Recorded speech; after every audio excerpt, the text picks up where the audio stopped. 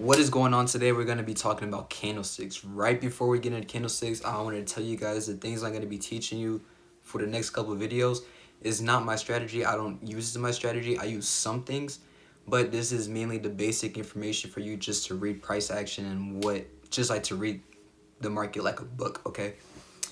And yeah, I made 2 videos today. It's going to be probably a lot more videos in a day. I love to put in work, bro, so I don't I don't encourage you guys to watch all the videos as much as y'all can unless you guys can process all that information.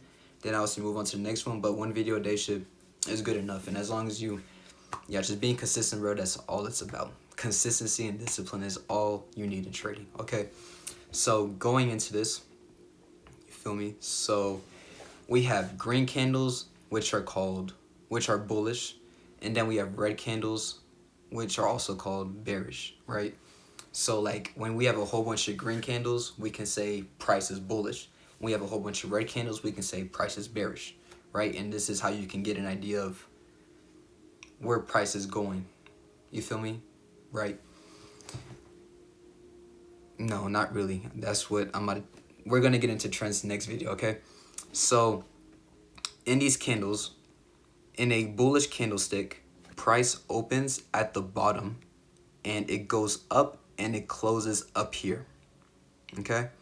For a bearish candlestick, price opens up here and it closes down here.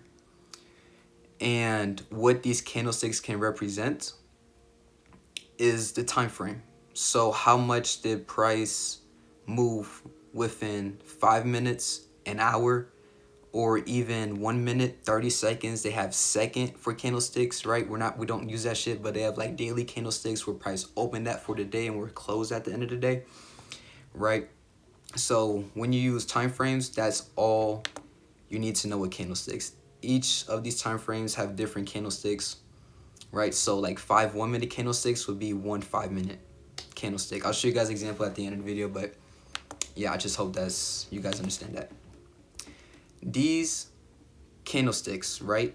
These are called bodies. This is the body of a candlestick. And what we also have in candlesticks are these things called wicks, right? So what is a wick? A wick means how high the price push up to without actually closing or opening at that level, right? So let's say we have a wick up here. There's candlesticks that look like this. Price would open up here. It got pushed all the way up to here. But let's say we're using the 5-minute, for example, right? It ended up closing right here. It could have closed up here. It could have closed up here. But at the end of the 5 minutes, we closed up here, right? And same thing for going down. Candlesticks also can have 2 wicks, right? That means price opened up here. It went from here. It went from here, right? But at the end of the day, no, even though price pushed all the way this low and it opened up here, we ended up closing up here, okay? And exact same thing for bearish candlesticks.